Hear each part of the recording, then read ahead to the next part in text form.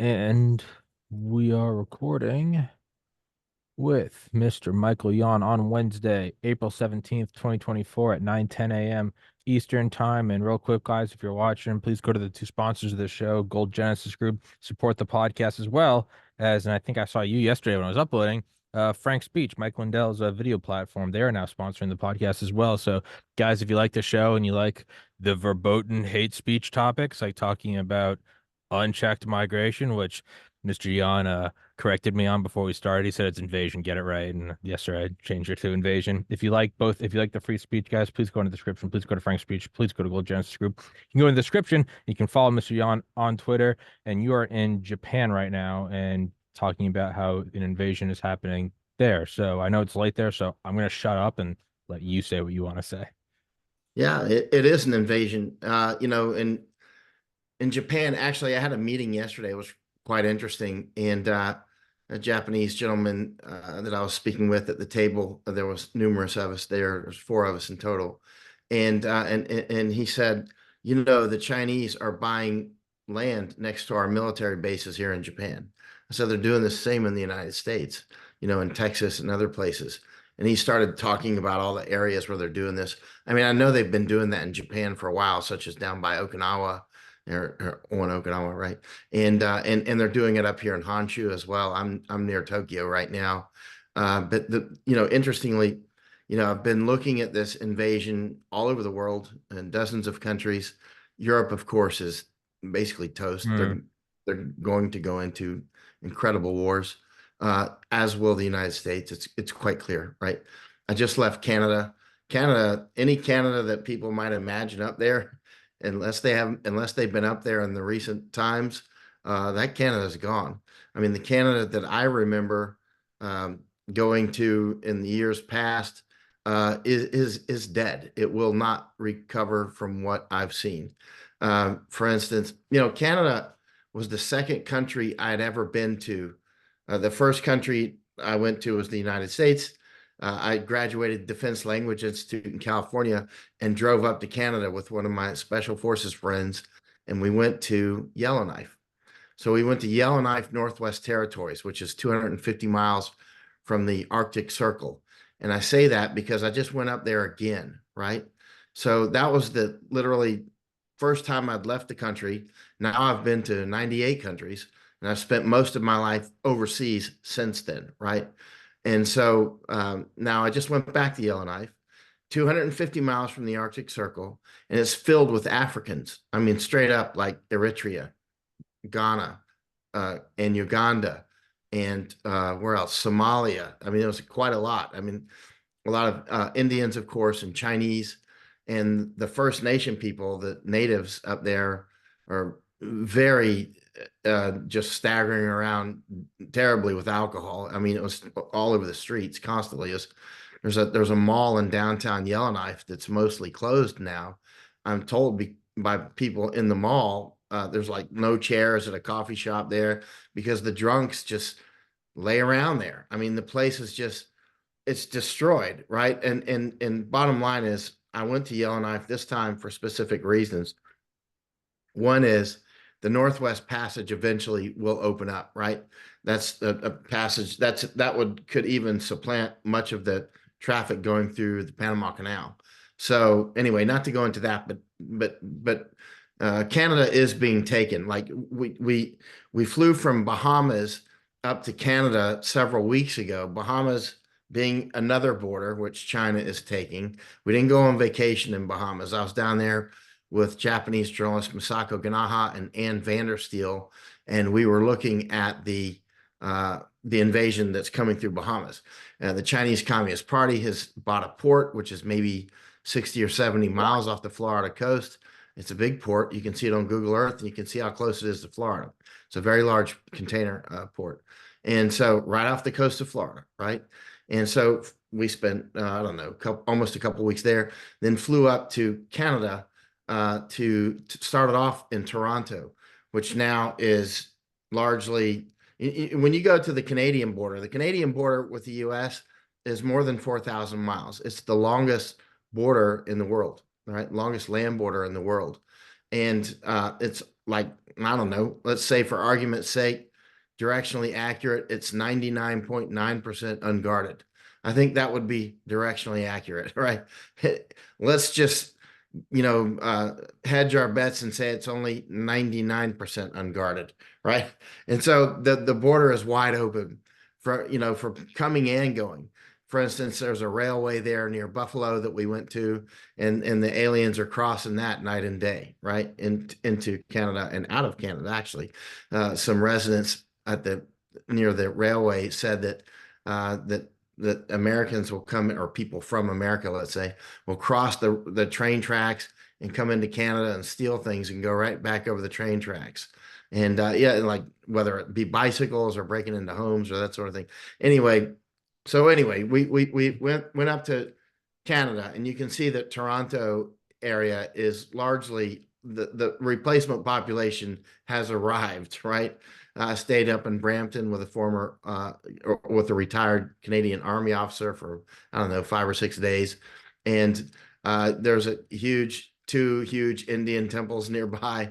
His entire neighborhood was actually Indian, and then and big parts of other areas were Chinese, and they have some frictions with each other. So then that was when we flew to Yellowknife, Northwest Territories, and saw that place was actually huge numbers of Africans and others up there. You just can't make up this stuff. Yellowknife is that place is so remote. I mean, it's almost like on the moon. You know what I mean? Yeah. It's a favorite. It's one of the best places in the world to look at the Northern Lights.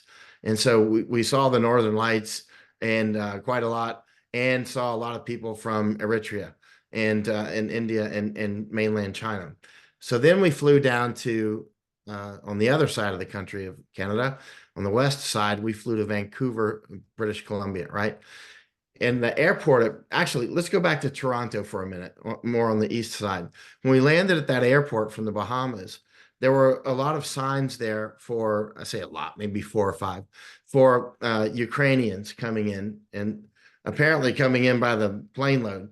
So there's all these signs in Ukrainian and English, and directing the Ukrainians to go to this one area, which we went to, and I took some video, where they're all sitting in chairs comfortably waiting to be in processed into Canada.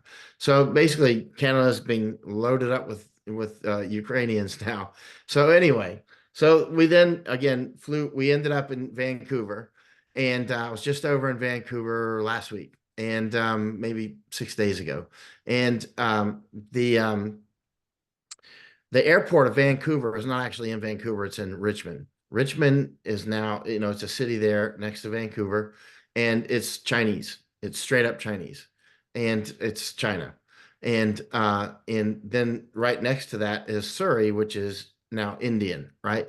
So you got China and India right next to each other, and then Vancouver, which is a lot of other things, right? So we went to Chinatown, right? Not in Richmond, but in Vancouver proper. We go to Chinatown. There's actually a police station there, a Chinese police station there. Mm-hmm. Asako Ganama and I went into the police station, big signs out front. They're not hiding it at all. They're like, yeah, Chinese police station. We go inside, we talked with them for a while. And anyway, so you just can't make up this stuff. They literally have a police station there.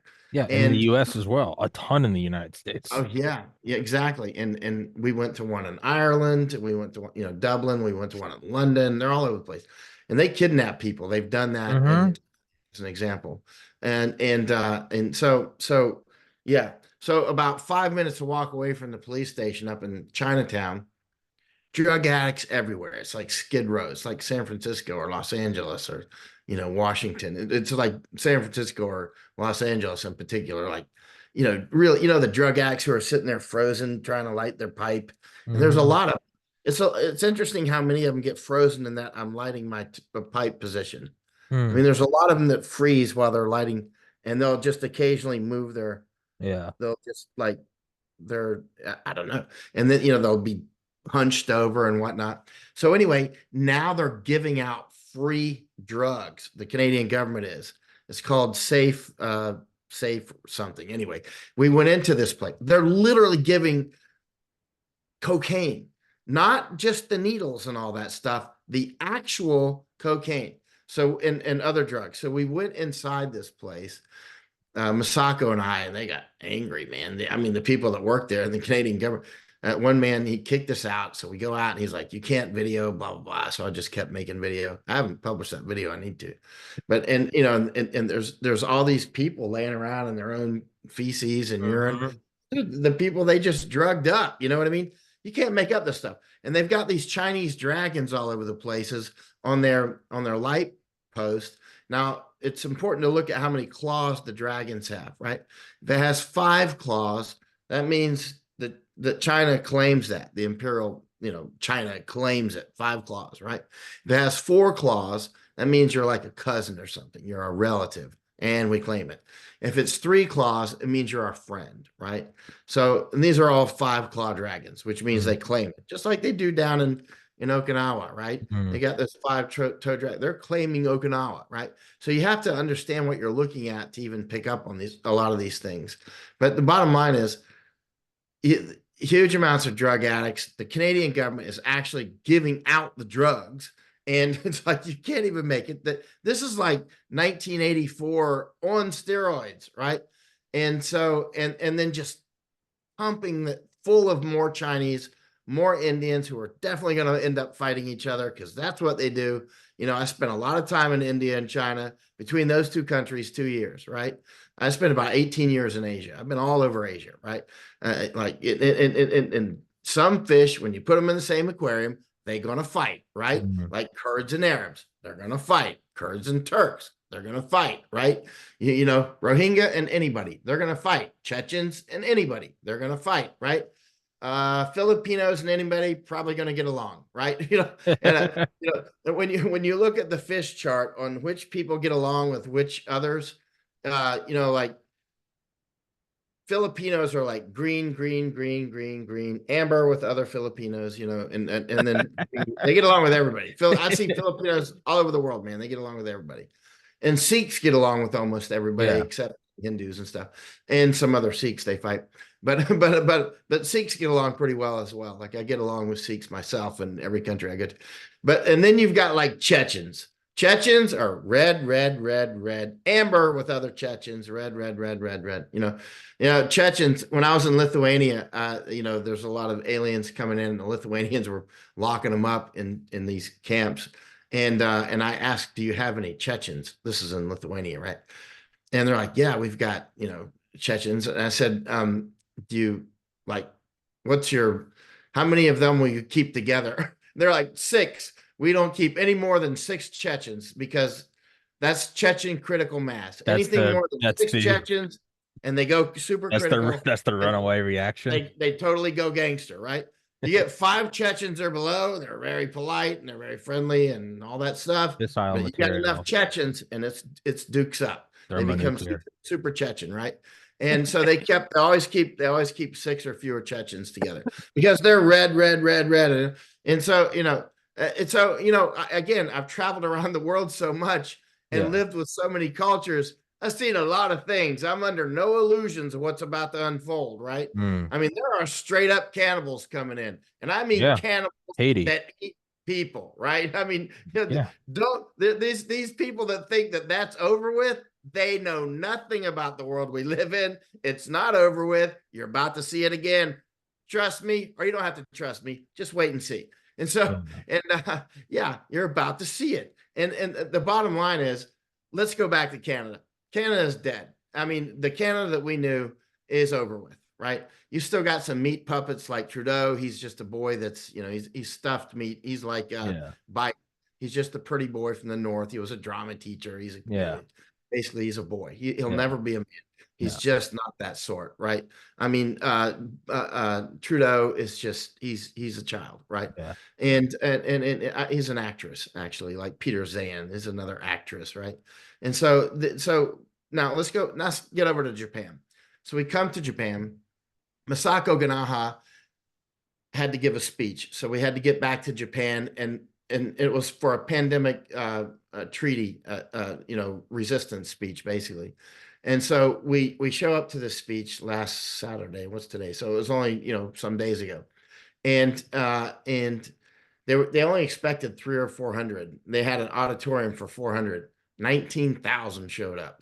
Jesus. It's like That was a little bit. So Misako gave her speech, and other people gave their speeches, and then we, it was amazing. So a lot of the Japanese are getting upset with these death jabs and whatnot, but also they realized that Japan is also being flooded with Kurds and others, right? And they're being flooded with people that aren't compatible here, right? As much as I love the Kurds and get along with them, they're just not going to get along in Japan. They'll never assimilate. They're going to do what they're doing now, which is do what the Indians and the Chinese and the other or the Iranians are doing up in Canada. They go and they make their own cities, right? And so it'll balkanize, right? So the country, the integrity of the country just falls apart, and then they'll start fighting each other at, like, balkanized. And so that's what'll happen in Japan. And the Japanese are totally it's like a naive population at this point. By naive, I mean that in the sense of, like, the biologists use that term, or the virologists use that term as well. Like an island population, let's say, of dodo birds is naive to predators, and people come and club them on the head, right? Hmm. Now, Japan in the past years was not naive. They were naive until the 1600s or so, and that's when Portuguese came and started kidnapping Japanese women for sex slaves and running off with them. So then they're like, no mas, we're not letting any of you people in. So Hmm. Japan closed down again for a while, until about 1854, right? When Commodore Perry came with the black ships and started shooting the cannons. And he came in 1853, and then he came back in 1854 and, boomed with the cannons. And anyway, Japan Forced ended open up, all the ports. Yeah. yeah. And so the bottom line is, Japan, had kind of sealed itself off because it realized, what could happen. And that was what, anyway, not to go into the history of it, but the No, bottom line go is, wherever. Who cares? yeah, what's that? I mean, I I said, could no, I go, said, go, who, it's my show. Go wherever you want. Yeah. yeah, I mean, I bought this book. Yeah, I bought that book too. This is on the history of Thailand. I got yesterday. Siam, actually. They got these used bookstores here in English and Japanese. I don't read Japanese, but they've got these used bookstores and old bookstores that are, a lot of them in Tokyo, right? And like this book I just got yesterday is from 1921. Hmm. I don't know if you can read it. Christian This is about movement the Christian movement in Japan in Korea, and Korea. Formosa. And Formosa is Taiwan, by the way. Okay. And so it's a really interesting book. I already started reading it, and I got a bunch more books here as well about the history of Japan. But you need to really study as much history as possible. It's interesting, by the way, Formosa. Let's talk about that for a moment. Formosa, or actually, let me No, talk no, about no. Go for Formosa. Keep going. Don't follow the stream well, of consciousness. It's the best yeah, conversation. Formosa. Formosa is Taiwan, right? So Japan used to well, occupy Formosa, right? But actually, interestingly, you'll see now, often, pretty much daily, you'll see the Chinese Communist Party and others, American uh, intelligence people, military, and everybody else talking about Taiwan, right? Not Thailand, Taiwan, right? Hmm. Americans often confuse those two. They're completely different, right? And they're very far apart from each Hmm. other. I've spent years in, this place. But the bottom line is a lot of Americans, they'll talk about Taiwan as the breakaway Chinese province of Hmm. Taiwan. And I'll ask people, oh, breakaway Chinese province of Taiwan. So that's why China wants to bring Taiwan back under the fold, right? Because they kind of You break away. broke away. It's like, a big old island broke away. But then I'll ask people, and a lot of these people are highly educated, intel guys, whatever. They say it all the time. And I'll ask a very simple question: when did they break away? Any ideas? I know a lot of If people I are had watching. to, I Just would ask say your own mind. the When first did one they that break pops into away? my mind, and I know it's not right, 1949. Actually, never, because Okay, that's my Taiwan figured. was absolutely never, not for 1 second, part of China. Okay. ever, not for 1 second. That's information war. And so they just keep saying it over and over and over and We've always over. been at war with Eurasia. Yeah, it's the breakaway province of Taiwan. Gotcha. Actually, it's not. It was never a province of Taiwan, period, ever, zero. You won't find it. It did not exist, right? Now, when I say that, people get upset and they'll go, yes, it was. Yes, it was. And I'll say, okay, find it and get back to me. Actually, I'd like to bet you, I don't know, $10,000, right? So let's do it right now. You know what I mean? Because, I could use the money. So, and every once in a while, when somebody says something utterly ridiculous, and I know it to be false, absolutely. If I ever bet you $10,000, you better not take the bet. You know what I mean? I've done that like once or Because twice on the podcast. Yeah. because I know that I'm right when I Yeah. say it. You know what I Yeah. mean? If somebody tells me, Like they're like, Laura Tommy, I heard Hillenbrand. you. If somebody tells me like, Tommy, I heard you say this, and I'm like, I know for a fact I've never said that in 1400. I'll be like, right now. Yeah. $5,000. Find it. Find it right It's the, now. it's Yeah. the same. It's the same in Korea. I'll be in Yeah. Korea, and people will talk about, when Japan invaded Korea, and I'm like, oh, when Japan invaded Korea, yeah, everybody knows about that invasion. When did they do it? When was it? Yeah. It's like, Yeah. and I don't mean 1910 with the annexation. I mean, because they always say when Japan invaded Korea.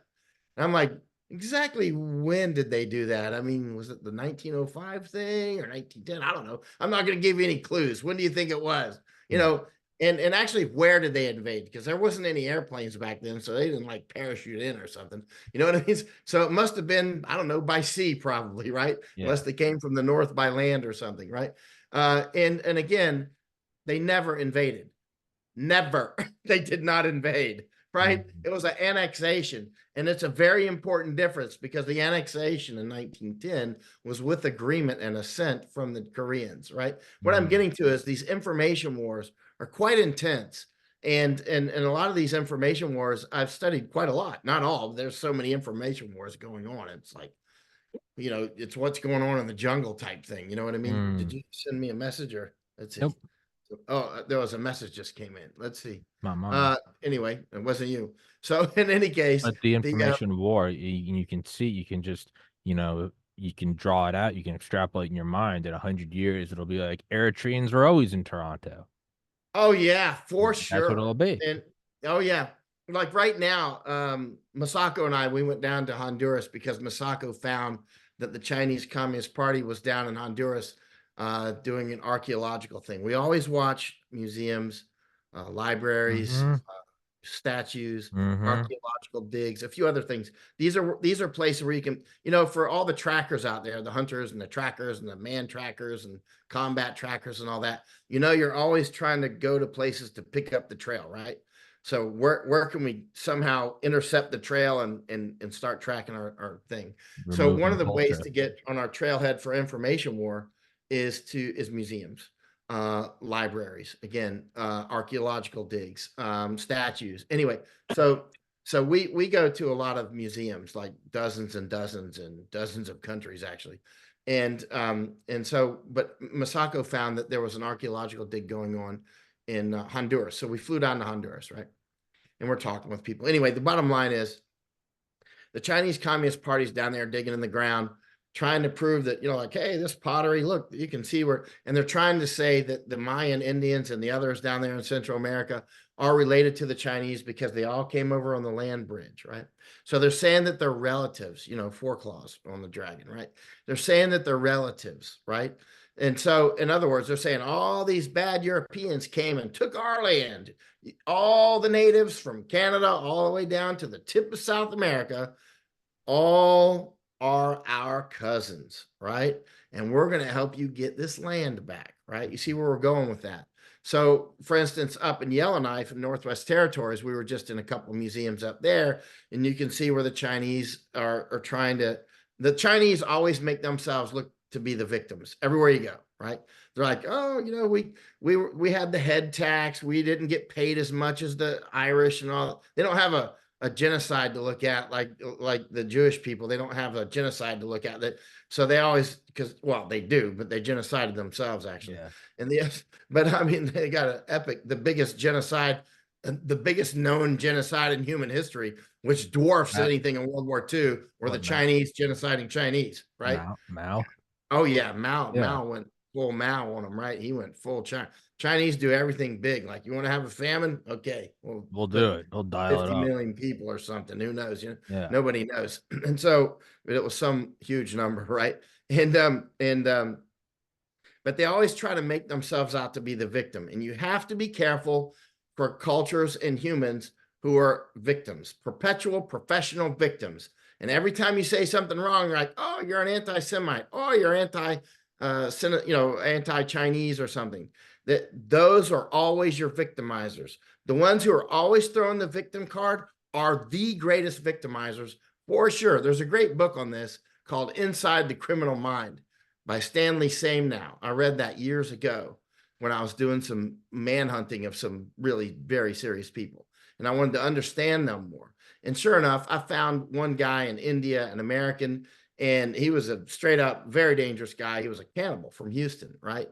And he came across as a psychopath, but he was always like, I'm the victim, I'm the victim. Mm-hmm. And he was a straight up victimizer, right?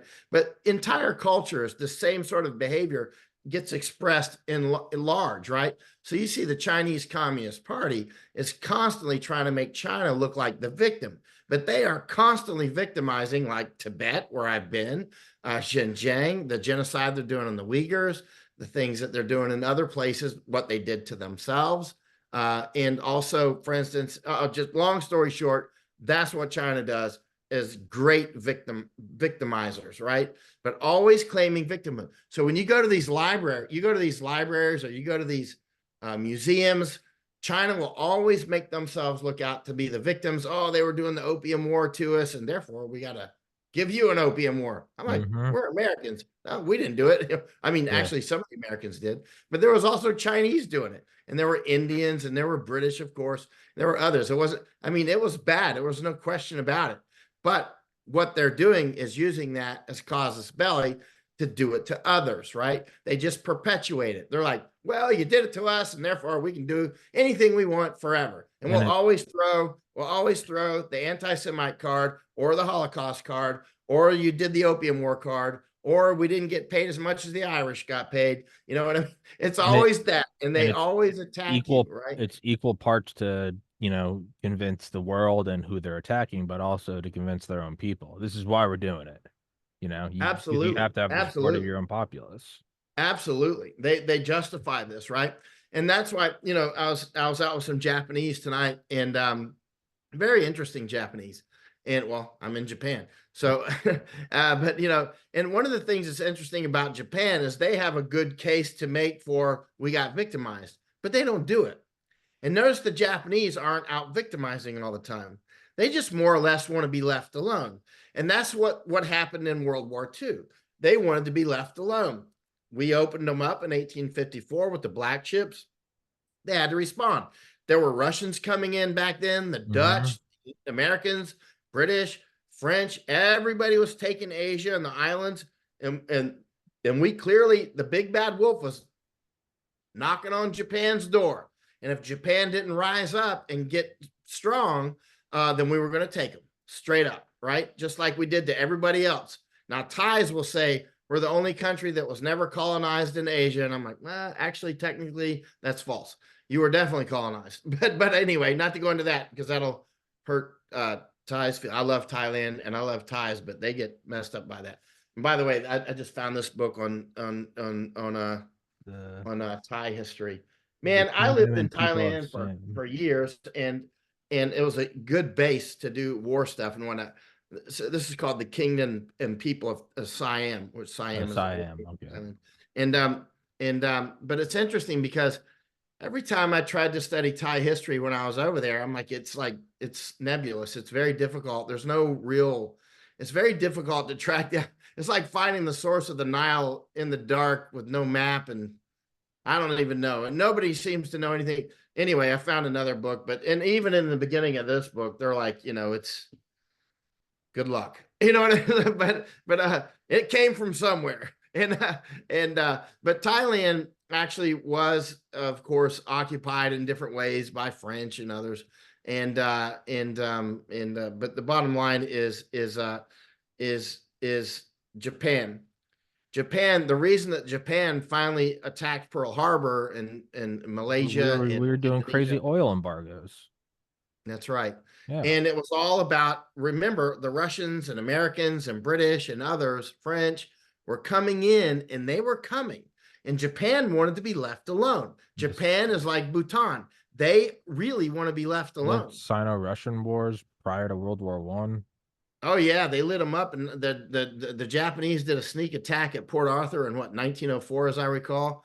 It 1903, I think it was 1904, and you could see the headlines in British newspapers like greatest sneak attack in naval Oh history yeah, or some something, it's stuff some like guy that. with closed eyes and a mustache, like just that that. Oh no, but at that time, the British and Americans and everybody, like Teddy Roosevelt, he loved the Japanese. Yeah, we found some of his old letters to his son and stuff like that, and he loved it. He kept a Japanese guy in the White House that he could fight with him like Cato. You know what I I mean? I Like I read Pink a book on Panther. He him used last to. fall, and a fan of the show actually sent me a verified signature of his.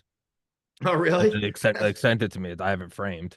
Yeah, Teddy Roosevelt, he was a man's he was man. a he And was a he was as cool as they get.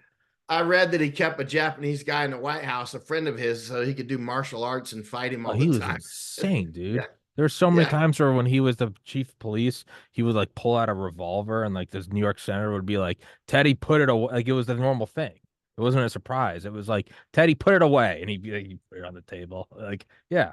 They need yeah. to resurrect him. He loved the Japanese, but when the Japanese attacked the Russians at Port Arthur, I think it was 1904. It was a sneak attack, and again, the Russians were trying to take Korea and da da da da da. If you take Korea, then Japan is you can. It's an easy launch place to take Japan, right? Hmm. So Japan needed. I mean, that was their equivalent of sort of Monroe Doctrine. Was Mm-hmm. you're not going to take Korea. That's the big reason why Japan annexed Korea, so that Korea couldn't be used by Russians or others to take Japan. It was a defensive move, right?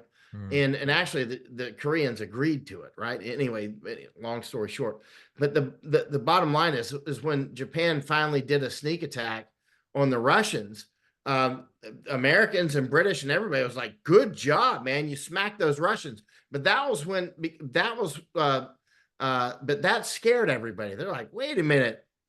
Those little black brown Japanese who are not Christians, pagans, just whipped the butts out of those big Russian Christians, right? Hmm. Smashed them flat."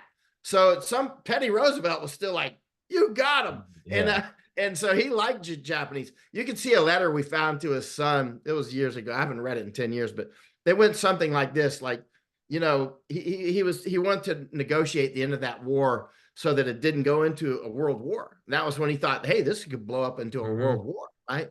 There hadn't been a world war yet, but Yeah, yeah. we're looking at It was one. like 10 years prior. Yeah, but he thought that could be a world war, right? And so he wanted to negotiate an end to the fighting. I think at first I think they did some negotiations in Maine, as I recall, and then the other ones may have been in. I'm sorry, I've forgotten. May have been New Hampshire, but anyway, the bottom line is they wanted to negotiate it outside of Washington, right? They want to do the negotiations out of the Capitol for various political reasons. But the letter to his son Roosevelt said something like, the Russians are basically liars. You know what I mean? They can't be trusted or anything else. But he's like, the Japanese actually are pretty, or are honest and basically honorable, but they want too much, right? But he liked Mhm. the Japanese. And at one point in another letter, I recall he told his son something, or I don't know if that one was to his son. I'm sorry, my memory is foggy. It's Yeah, been you're 10 good. years since I read these. But he said, something like, he hopes that they actually keep Korea, the Japanese keep Korea for all the effort that they put into this, right? Hmm. Anyway, but the bottom line is it's been an interesting history over here. And at some point, I had a long conversation tonight with a historian, Japanese, had dinner with him, right? And some Japanese, not a lot, but some, and they have evidence for this, are actually believe that they're a tribe of Israel, that they're actually Jews from Ephraim, right? Hmm. And yeah, and there is some evidence. And about 10 years ago, I was over here with a Jewish friend, and we were talking about this again. We were looking at some of the evidence, and I don't know, because these histories, they just kind of fade off into the gray, and Yeah. but there is some compelling evidence that actually Jews and Japanese are related. And Hmm. it's weird when you say this, a lot of Japanese right now are probably like, whoa, and but others will I think would actually agree with it. And again, there's some evidence. And actually, Shinto, which is the sort of religion of the Japanese. Actually, like tonight, we talked about it for a couple of hours. The Japanese who told me is actually a Christian, and he said that but actually everything you find in the Bible, pretty much the same things are found in Shintoism, right? Hmm. It's like there are some commonalities both in the philosophical structures and also in just the symbology, right? There's a lot of symbology and ritual that clearly, unless humans just make up the same thing and make photocopies and without touching each other, there's something related in there. Hmm. One time about 10 years ago, I was having dinner in Kyoto, which is the former capital of Japan. It was a long table with me and a bunch of kind of really interesting Japanese, like serious people, right? I mean, this was like a $10,000 dinner, probably. Luckily, it was free for me because they invited me. I was the only white guy there. The rest were Japanese. And I'm here at this table, and I've always wondered, like, Japanese, out of all these cultures I've seen in the world, the Japanese just stand out. They're like something They're special so about these cool. They're people. so You know what I cool. mean? There's just something special about them. Was And at perfection one in all point, things. oh yeah, they're some people say they're like everybody else, only more so, right? But Well, so as someone with clinical OCD, I've always loved it. It's perfection in all things. It's when you look at oh, it, they're the Japanese make it perfect. The same like the German engineering kind of stereotype. I've always loved in everything. I love. There's you a know that reason why. movie, that movie Top Gun, where those Mhm. guys are on the carrier deck and they're launching the airplanes. What Mhm. are those guys called that do the body language? I You know what you're can take talking off. about. Yeah. What are those guys called? You know what I'm talking about? They're I don't. like, Yeah. I don't know. I don't know. Yeah. They got you know how the military cone. people are. Yeah, military people have to be very clear with Just their language and yeah. their body language. No Like, fluff. look at me. I'm talking to you. Yeah. Go there. You know what I mean? Yeah. It's like, Yeah. you know what I mean? And what I'm getting to is I was, tonight we were going to this dinner with these Japanese, and and I'm driving with Masako, and there was somebody directing traffic, and he was just like that. I'm like, and he was doing I'm like, see, look at that. This is like Top Gun, a carrier deck, and Hmm. all he's doing is directing us around this little spot. Yeah. That's like that's how perfect the Jap. I mean, they're just very serious people. So I was at this dinner about 10 years ago, and I was the sort of the guest of honor, you might say. Yeah. And I said to him at one point, I said, this was in Kyoto, right? And I said, I finally figured out where Japanese came from. I think you came from outer space, and Kyoto is your headquarters. And the whole table went quiet, and I was like, uh-oh. And and I was like, uh-oh, American humor is not fly. And the lady across the table from me, she was a lawyer, she's Japanese. She goes, don't tell anybody our secret. That's what she did. And everybody started laughing. I was like, thank you. That's I perfect. told that story last year in Tokyo. I told that story with a group of Japanese last year in Tokyo. And one of the ladies in the little semicircle I was telling it to, she goes, that was me who told you that. Oh, I was like, oh, really? well, thank you again. No, but it is true, and I know people have kind of looked at it the last couple of years. It's always been like Japan doesn't screw around. They're not going to allow this to happen, But they are. and now it seems like the beachhead is starting. They are. I mean, because the information war Hmm. is the highest form of warfare, right? Sure. And And the information war is why we have no borders, right? Information war is like, after World War II, the United States started something called the War Guilt Information Program, and they used it on the Japanese, right? And it has emasculated the country, right? And all the Japanese know about the War Guilt Information Program. You know what's interesting though? I found about 10 years ago, I found some old black and white films that were shown to U.S. soldiers after World War II when you're about to be stationed in Germany or be stationed in Japan. So there's two different films. One is you're about to be stationed in Germany for those soldiers, and the other one you're about to be stationed in Japan. Now the one you're about to be stationed in Germany is like dun dun dun. It's given the history, like the Germans did this in the 18 so and so, and then they did this and they did that. And then came World War I and they did this, and then came World War II. And basically, they're just saying how bad the Germans are. And they're like, and it's not over with. Your job in Germany is to, obey their customs and obey their laws. Do not befriend them. Do not give candy to the children. Do not go into their homes. You will not form relationships with them. You will not get into political discussions with the Germans. That will be left to others, stuff like that. It was basically like the Germans are not your friends, right?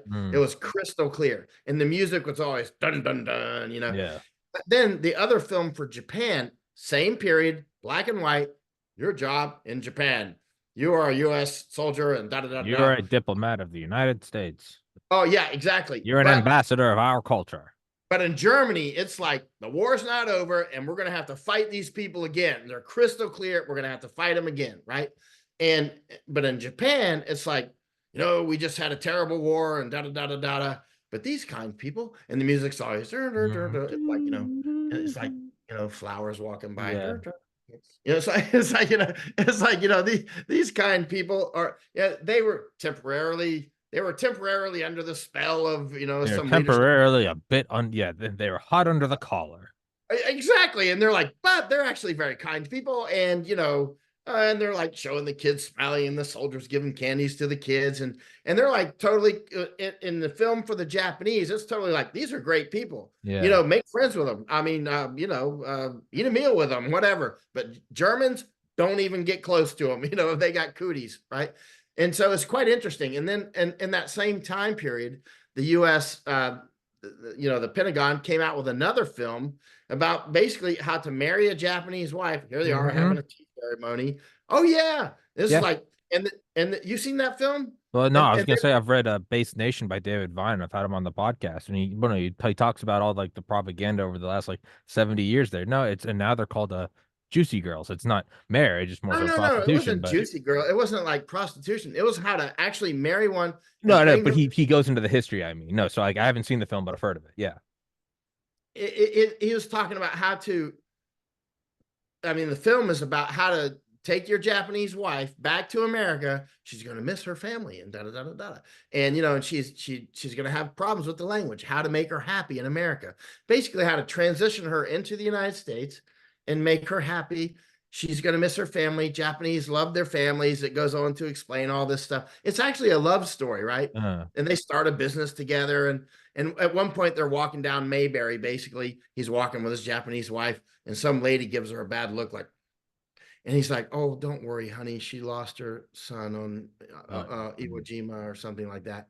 And she's like, "Oh." And they keep going, but basically everybody's treating her well. She misses her family sometimes, but they work through it. And then she starts learning. And then her English wasn't good. Her confidence wasn't high in this black and white movie. And so she couldn't talk on the phone. It's difficult to talk on the phone in a foreign language, right? It's easier to talk face to face and all the time.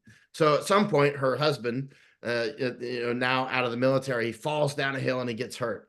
And so she can't help him because she doesn't speak English. She's running hard to try to get, and try to get help. And she can't talk on the phone well. And anyway, long story short, he ends up getting rescued and now he's good and they live happily ever after. But the bottom line is it's actual. So these two films, one of them is how good the Japanese people are. It was an unfortunate war, but it's over now. Just, everybody's cool here. It's no problems. You don't have to watch your back with them, not like those Germans. Yeah, and not like the Crouch, not the Hun. And if you want to marry one, this is how you make her happy. It's like, yeah, pretty interesting. All that's really saying though is like, is is that power is the language of the world. You make a video like that because you don't fear them. It's because you've emasculated them. You make a video of don't mess with them because it's the brutality of the German war machine, which is what you respect. That's kind of what it's saying, right? Could be. Also, the Japanese, they are very still to this day, very supplicant, let's say, to the emperor, right? So if the Mm. emperor says the war is over, the war is over, right? And the emperor did say the war is over, so that's it. The war's over. Emperor said the war's over. War's over, right? Yeah. Whereas the Germans are like still going at it. A lot of the war continued after the Yeah. war. World War II. It didn't really continue that much here, except for Japanese that were holding out on islands and stuff, Yeah. right? And interesting though, because I've been talking with Japanese. One of the things that I don't like about what's going on now, I want Japanese to man up again in a big way. It's very Yeah. important. And their leaders, including their emperor, will not go to Yasukuni. Yasukuni is like their Arlington. And so now a lot of Americans who watch this, I've gotten so many email messages like this over the years. Like if you're comparing Yasukuni to Arlington, you don't know anything about Yasukuni or Arlington or whatever. And I'm like, okay, whatever, Rambo. All right. And so often how I respond to that is the same way I ask, like, how many years was Taiwan a breakaway province? I'll just ask a simple question like, okay, so you're an expert on Yasukuni. How many people are actually buried at Yasukuni, right? And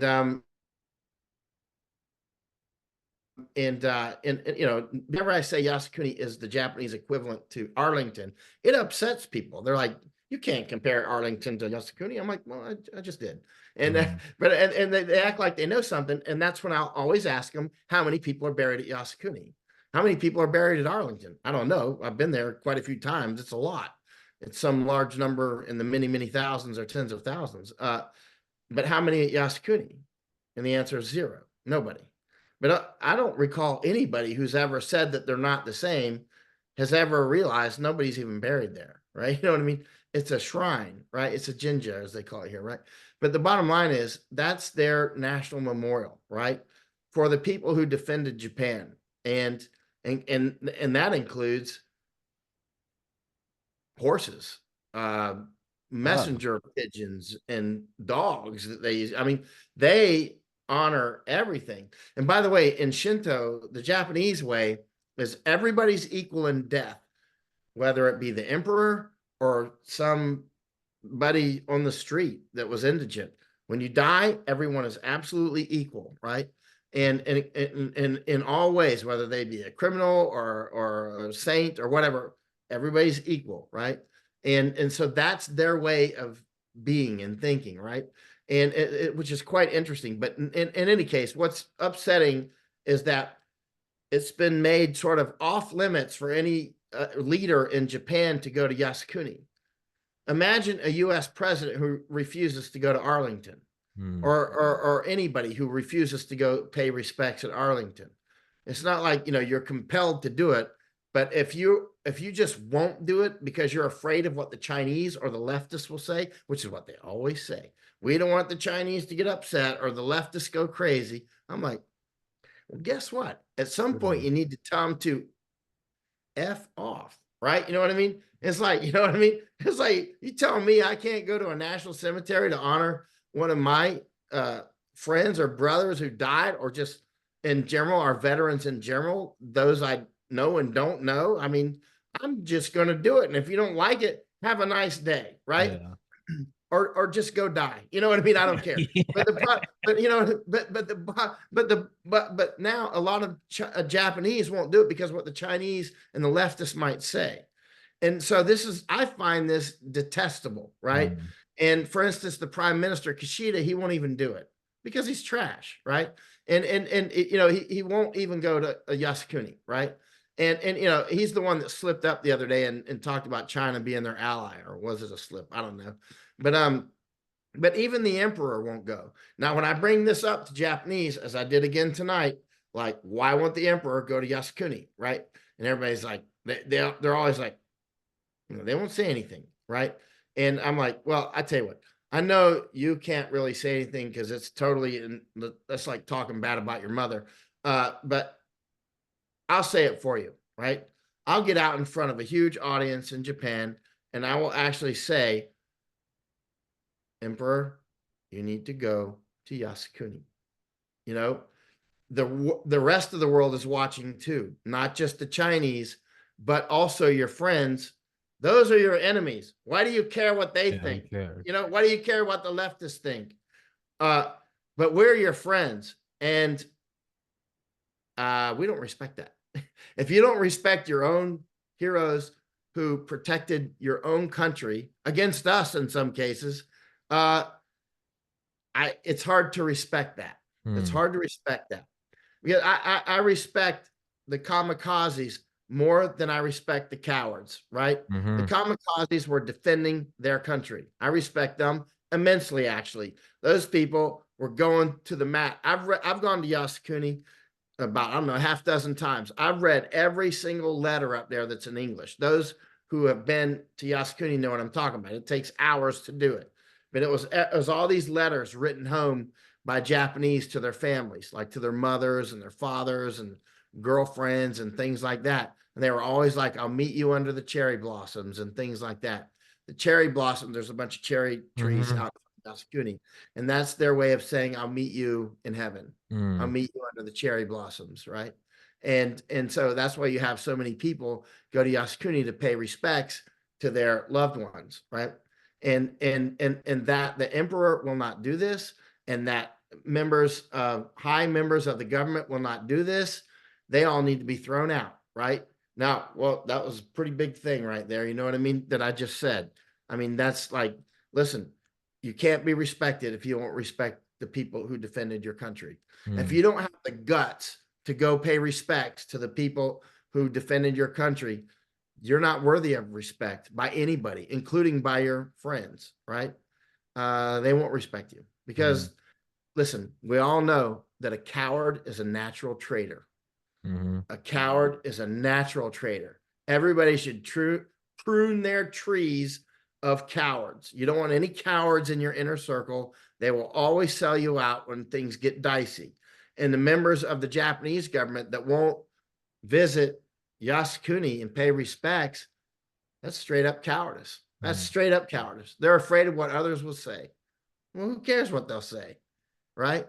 It's like this thing, that RFK guy. He's got some vice presidential pick now.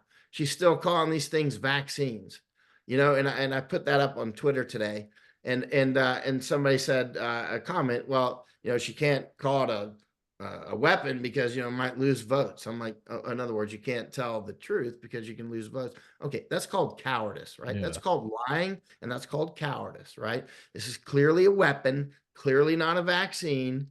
And if you keep calling it a vaccine, this is 2024. By now, you should know these weren't vaccines. Mm-hmm. Everybody should know that the definition of vaccine itself was That's changed, good. Yep. and these were deployed and employed as weapons, right?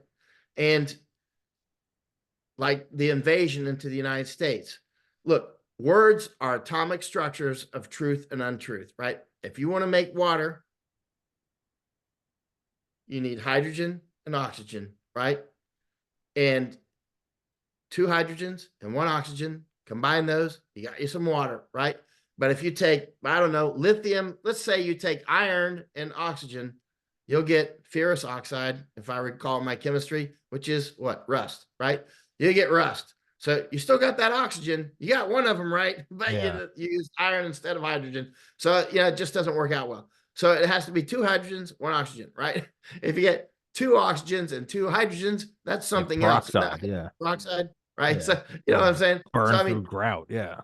so it has to be this, it has to be in the proper proportion, just Gotcha. like with your words, you have to use precision, right? And so to call it a vaccine is all else that follows from that will be false. Yeah. All of it. You can write an entire book and people will go, well, this was right. Well, this is right. You keep hung up on the vaccine. I'm like, all else that follows is false. You cannot make a cake out of that requires water out of, I don't know, using gas as a supplement for water. It Mm. just won't work, period. But all the other ingredients were perfect, Doesn't right? matter. Okay, whatever. The cake caught on fire. So Likewise, when it comes with the invasion, calling these, undocumented migrants or something like that, it is an invasion. The people who do invasions are called invaders, right? And we have to call it what it is. Who would go to a doctor, if your doctor says, wow, you've got cancer, you're going to be like, I got cancer. I didn't want to hear that. Okay, you don't have cancer then. You might not pay my bill. You've got a headache. She's got a headache. Take some aspirin and you'll be fine. Actually, you need a doctor who will, no kidding, tell you exactly what the doctor has found, right?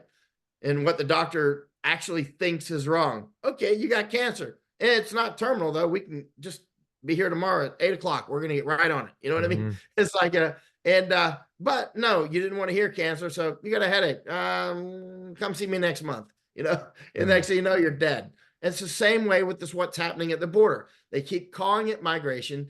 And I call out some of my friends too. I don't retweet some of my very serious friends who actually study the border, and they write a lot of important stuff, and they do important research on the border, but they keep calling it migrants and migration. And I keep calling them out. I'll call them up. Why are you doing this? Why do you continue to call it migrants and migration? And it's always the same answer, because you'll lose readership.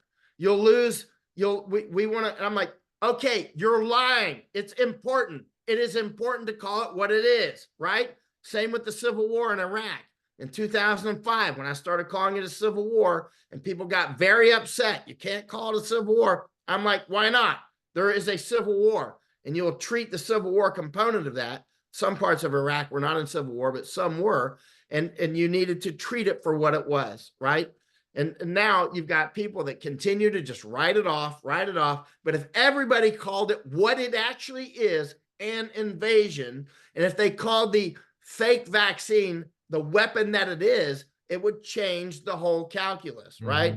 Like I saw what's his name, Jordan Peterson, talking about still calling it migration. So you come to this fork in the road. We're going to call it what it is, invasion, or we're going to call it the other thing, which it's not, migration. So he chooses migration for whatever reason, and he goes down an entirely different road, and they start talking about the history of migration and all this stuff. I'm like, if you took the right road, the one that says invasion, you'd be talking about the history of war, right? And you'd be talking about entirely different stuff. This will kill the United States. It will kill the United States. It will kill you and me, and it'll kill everybody watching this, right? This is a very serious war. Likewise with Canada, likewise with Europe, and here in Japan. It's very important to use the right elements of speech, picking the right words. No matter if you lose friends, they weren't friends anyway. If they can't take it, get rid of them. We don't need them. They're cowards. If they won't, and these people that won't go visit Yasukuni, the people that won't say that these people coming across are invaders, and they're raping and they're murdering, and they're coming from places they don't know how to flush a toilet. They don't know, they seriously, they shit all over the place. I'm sorry, I spent too much time in their countries. You don't like it? That's the truth. They'll chop your fucking head off and kick you down the road, right? They'll kick your head down the road, right? I mean, this is very serious, right? And these guys come, like the dopamine Joe Rogan always gets on there. Whoosh, whoa, I can't believe what he always does, that whoosh, whoa, like he's high on dope or something, right? And people get upset when I'm like, I call him a dopamine or whatever. And they're like, why do you say that? Why don't you go on a show? Because I don't want to wash this thing from dope when I get finished. The border is being invaded in Texas. His studio is in Texas. And what's he talking about? LSD and crap, right? He's talking about the best dope. Chinese are coming across the border. They're going to Maine and Oklahoma and Oregon and California, and they're making billions of dollars growing dope. Thousands of Americans are dying every month, more than 200 a day, it's believed. So more than 6,000 a month, if those numbers are accurate, from fentanyl, right? From the Chinese, right? Murdering our country, and our males, many of them are just sitting down on the couch. Whoa, whoosh, whoa. Michael said something bad about Joe Rogan smoking dope. What are you, against freedom of choice? I'm like, let me tell you what, son. I spent a lot of time in the countries where those Afghans are come from. 2 years. I spent 2 years in the Afghan war, right? And I spent 2 years in the Iraq war. 4 years in those two wars. That doesn't include the other wars I was in. I'm gonna tell you what, those guys coming in, they got high testosterone. They're not on dope, and they will kill you. They will kill you. They will kill you. They will rape your women. They'll rape your children, your boys, and everybody else, and they will take your house. That's what's coming. Straight up. This is an invasion. We are in a state of war. This is not a border crisis. This is not a border crisis. Calling it a border crisis is like calling it an experimental vaccine. It's not a vaccine. I see zero evidence that it's experimental. Whenever I bring that up to virologists, they'll say, oh, yeah, you're right. It's not a vaccine. I'm sorry. I made a mistake. It's an mRNA therapy. I'm like, okay, right. Now you've jumped off of that hill because you know it's not defensible anymore. And now we're back to mRNA therapy. Okay. What evidence do you have that it's a therapy? I mean, zero, right? Nothing. This is information war, right? You can't let people use the wrong words, and you have to fight for every word. Never go, I don't want to have this argument right now, so we'll just pretend that he used the right word, or, you know, because I don't want to argue about it. No, stop and argue about it, or just say, that's it. I don't want to talk about it. If you're going to use the wrong words, we won't talk about it. It's not a border crisis. It's not a vaccine. It's not, we're going through a temporary, a problem with our economy. No, our economy is basically a 747, and its nose is right, like inches away from the mountain, right? And we're flying right into it. I mean, this is it. It's going to be game on. We're going to see our economy crash. We're going to see that we go into food crisis. I mean, famines. I've been warning about this since early 2020, since about January, February, March of 2020. I've been warning about famines coming. They're clearly coming. And when these famines come, and we got tens of millions of people in who can't even flush a toilet, who don't even know how to use a toilet, literally, right? And people that don't know anything about anything, they're going to be in the military. They are being recruited as we speak. People that can't speak English, they're being recruited as police officers right now. They're being recruited as soldiers, right? The Canadian Army already has been training the People's Liberation Army in Canada, right? Literally training the Chinese Army. To my knowledge, they've now stopped, or at least if they're doing it now, it's secret, right? They got caught, and there was photos came out, and it was very embarrassing.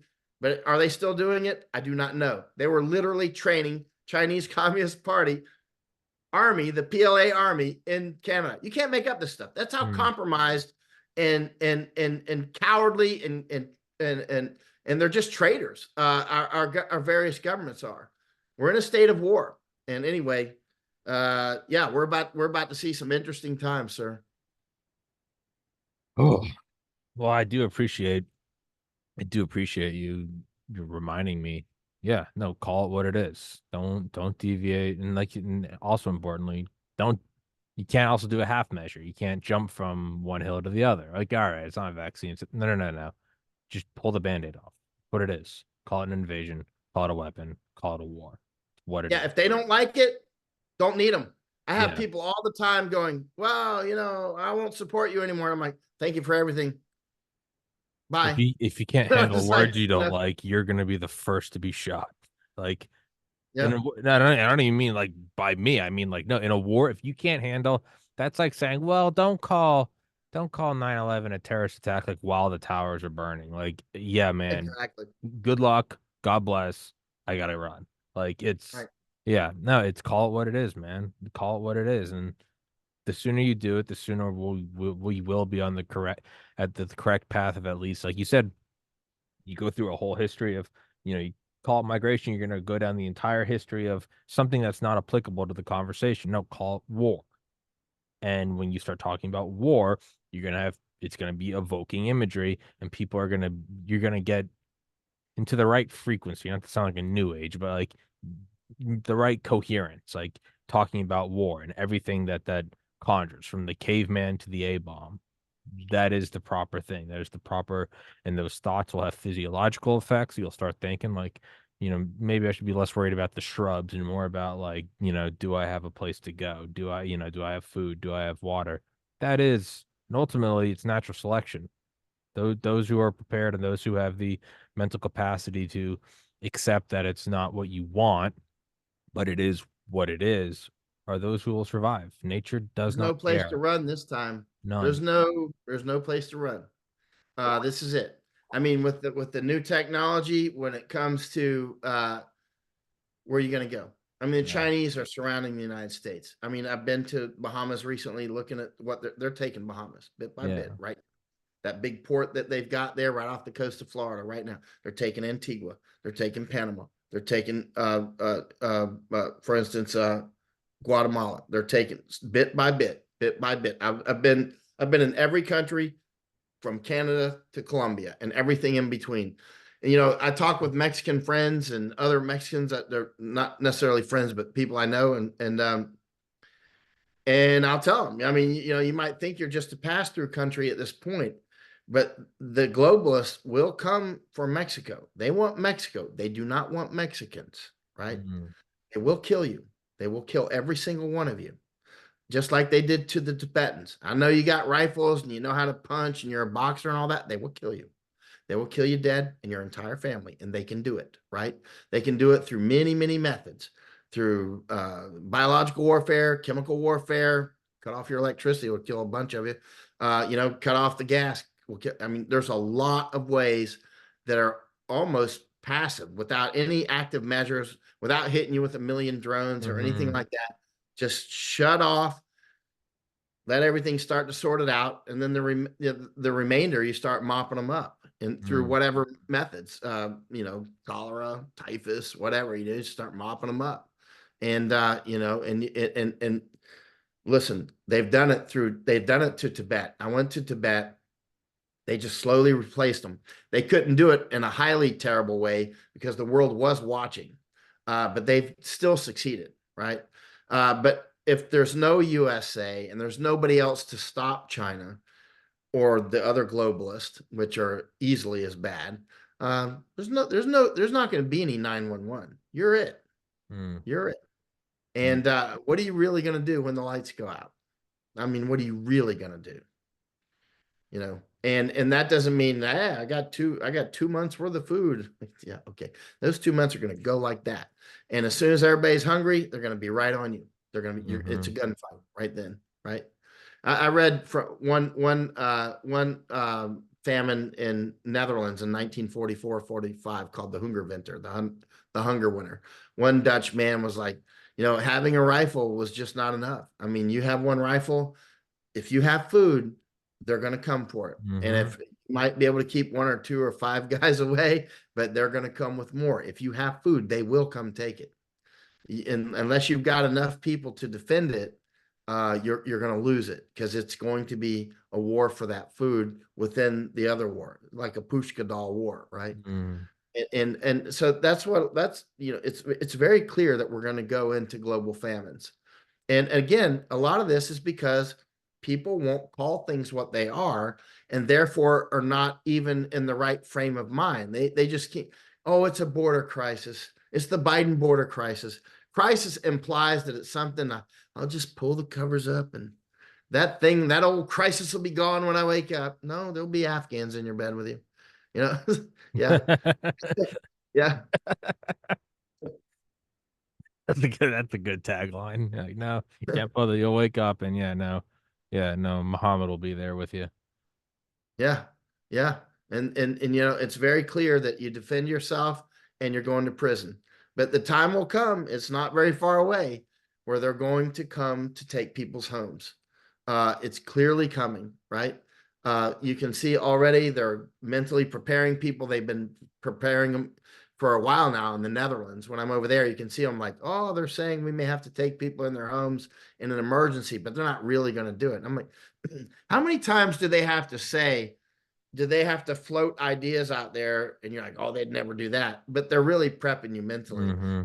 And then they really do it. You know what I mean? Like, and they clearly are going to come take your homes. First, they're going to force people to move in with. First, they'll offer payment, which they're already doing. Okay, you got an extra room. We'll print some money and give you $300 a month to keep take these guys in. If you don't, we'll charge you $300 in taxes a month for the empty room. You know what I mean?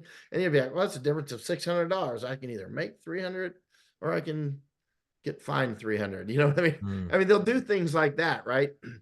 And before you know it, your house will have a bunch of Somalis in it, and then you'll be kicked out. And mm. that's an old technique. This isn't like something, this isn't Quartering. fantasy. Yeah, this isn't fantasy land. This isn't like conspiracy theory. This is all stuff that's been done over and over and over. And then they move in with you, and then that's it. They're either gonna kill you or you're gonna leave. It's like you can run away. It's coming because people haven't stood up and stopped and said no, right? At some point, you just have to say no. And not enough people are doing it. I mean, some of us are out here 7 days a week. You're doing information war. It's very important. You're getting word out. You're telling people like this is what's happening, right? A few people, this will settle in with them and they'll realize, yeah, you're right. I just have to use the accurate words for starters, right? Mm. Call things by their real names. And that's the start. Um, yeah. And real quick, I know it's in the description. Can you tell everyone what your Twitter handle is so they can follow you? It's Michael_Yon. My last name is Yon, Yankee Oscar November, YON, Yankee Oscar November. Beautiful. Well, dude, as always, thank you for your time and don't be a Hey, sir. stranger. Let's do another one sooner than later. Yeah, we can do it next week or so. I'll probably be in Taiwan. Oh yeah. Shoot me a text and we'll schedule it. I'll be in Taiwan, the country that was never a breakaway province from China. Let's do that. All right. What do I care? I'm banned from every the platforms that ban me are the ones that they don't like the wrong words and hey, God bless. Yeah. They're screwed. Yeah. Yeah. All right, dude. Let's wrap this up. Thank you so much for your time, man, and yeah, enjoy Japan. Thanks. All right, brother. Take care. Guys, thank you so much for watching. God bless.